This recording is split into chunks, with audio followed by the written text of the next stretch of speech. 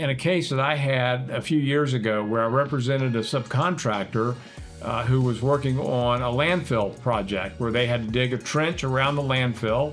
A tropical storm came along and flooded the site. The subcontractor was required by contract to completely redo their work at no cost to the contractor or to the owner, the city of Jacksonville. Wow, that's an extreme result.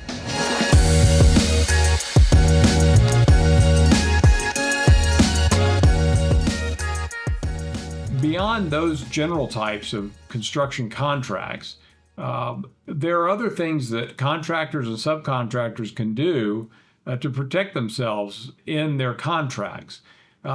Hugh, let's talk a little bit about risk shifting and what that really means in layman's terms. Sure. Well, when it comes right down to it, construction contracting is all about risk shifting.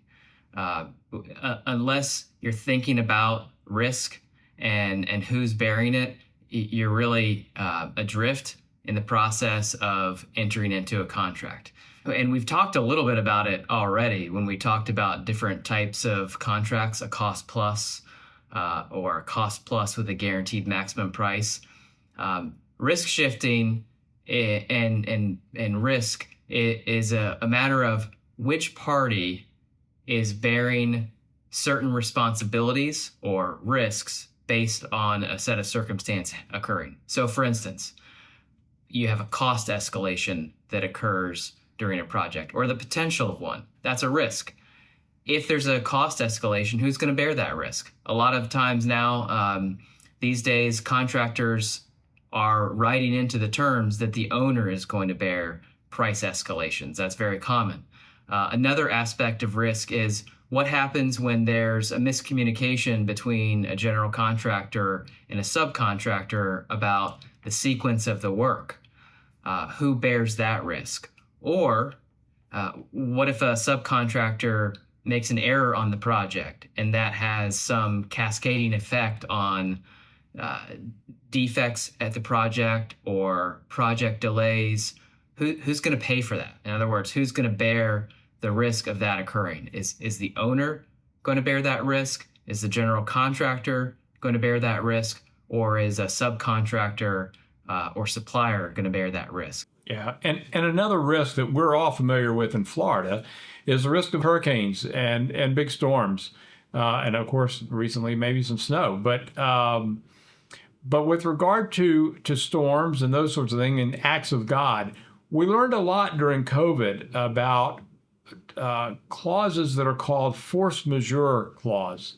It's a funny word, and basically what it's saying is that where something that is completely out of the ordinary, some type of act of God or an act of war or strikes, some type of worldwide strike or a pandemic that will have an impact. And those are some of those risks that you actually can contract for. You can shift those risks away. And the good contractors are shifted those risks down to their subs. Or they're shifting them back up to the owner where you have perhaps a less sophisticated owner. In a case that I had a few years ago where I represented a subcontractor who was working on a landfill project where they had to dig a trench around the landfill. And when a tropical storm came along and flooded the site, it washed out all of the work that the site work subcontractor client of mine was working on. The prime contractor who had the contract with the city for the landfill redevelopment had a great force majeure provision that put the subcontractor at risk for any of those types of storms. Our subcontractor was not particularly sophisticated and didn't pay close attention to the contract terms, and they went forward. And when the hurricane washed all that out, the subcontractor was required by contract to completely redo their work at no cost to the contractor or to the owner, the city of Jacksonville. Wow, that's an extreme result. Yeah, it really can. And it was the difference between the company almost having to go out of business versus surviving. And fortunately, the contractor realized, the last thing we want to do is have a subcontractor out of business. We're going to terminate you we're not going to make you do this at no cost, but we are going to seek the additional costs that we've held back from you, your retainage, we're just going to keep that. So yeah, it can have a big impact, and you want to be careful for that. And so force majeure clauses became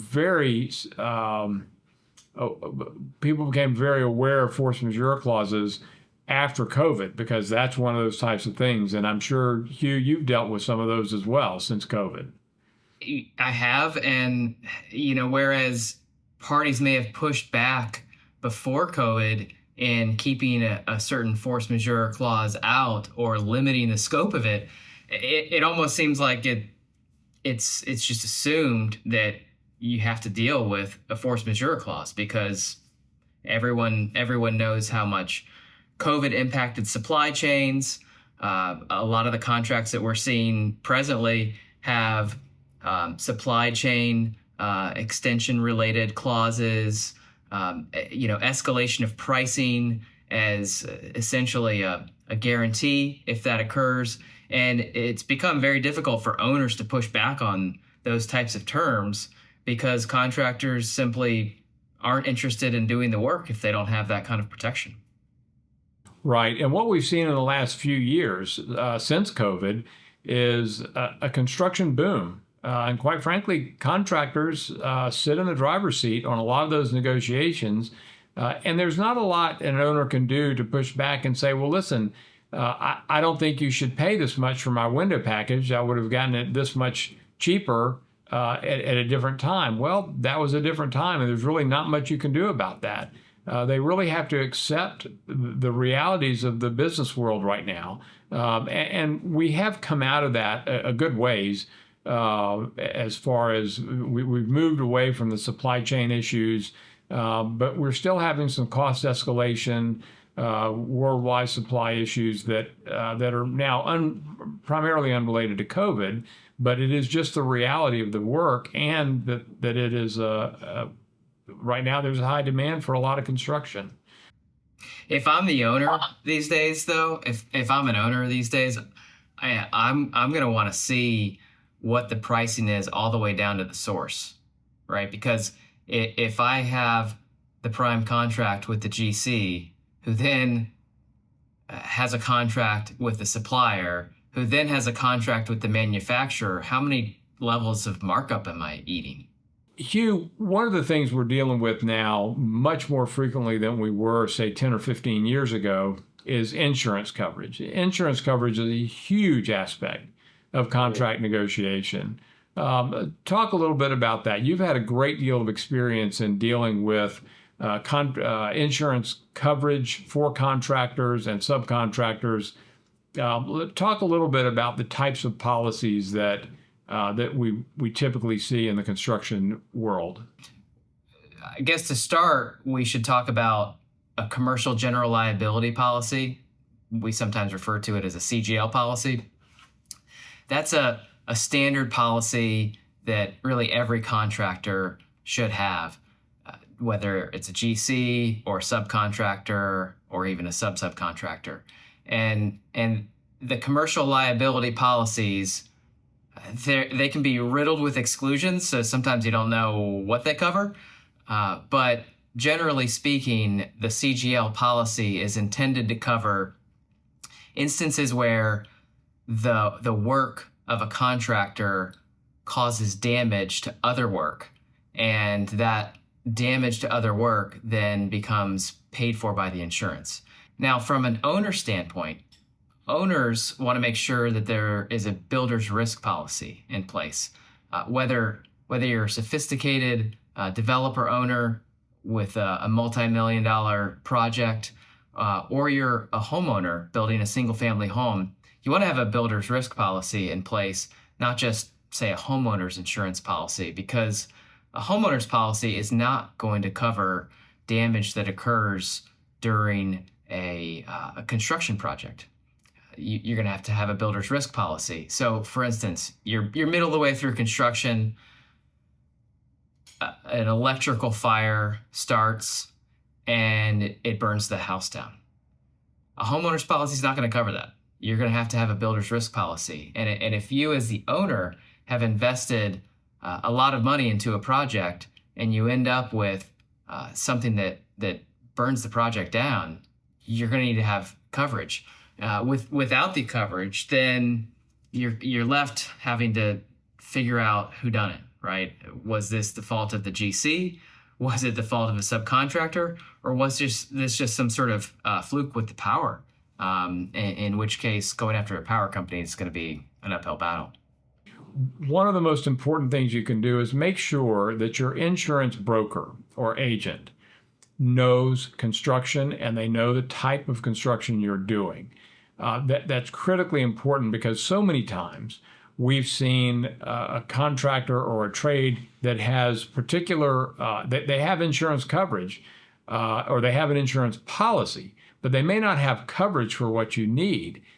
There's another aspect to the commercial general liability policies, and that's almost all the time the GC is going to be asking the subcontractors to add the GC as an additional insured on the subcontractor's insurance. And so AI or additional insurance, all that means essentially is that the general contractor, in addition to having its own insurance, the general contractor is asking to become an insured on the sub's policies. So that the GC not only has its own insurance, but the GC can look to all the insurance of all the subcontractors because it became an additional insured on those policies. And so that can take a GC from having $1 million in coverage to having $10 or $20 million in coverage, depending on how many subcontractor insurance policies are at issue.